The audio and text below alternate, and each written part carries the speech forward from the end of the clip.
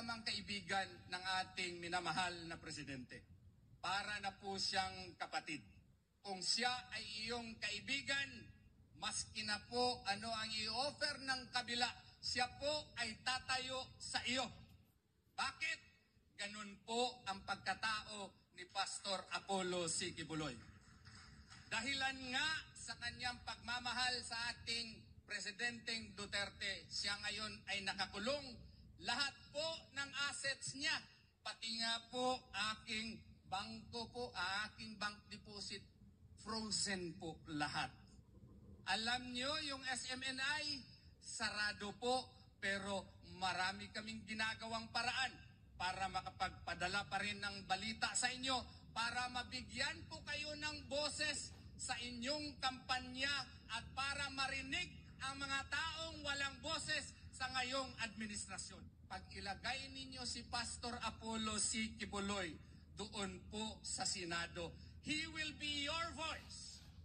He will be your voice who cannot be bought, hindi mabili, maski pa anong pera ang offer mo sa kanya. We request you to give him your deafening support this coming elections because he will be your voice in the Senate. Siya po ay hindi lamang kaibigan ng ating minamahal na presidente. Para na po siyang kapatid.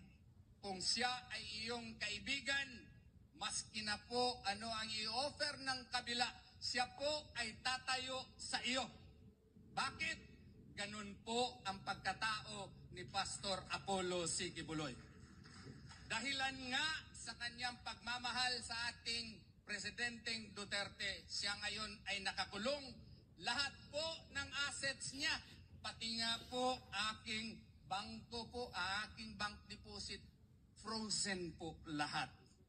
Alam nyo, yung SMNI, sarado po, pero marami kaming ginagawang paraan para makapagpadala pa rin ng balita sa inyo, para mabigyan po kayo ng boses sa inyong kampanya at para marinig ang mga taong walang boses sa ngayong administrasyon. Pag ilagay ninyo si Pastor Apollo C. Quiboloy doon po sa Senado, he will be your voice.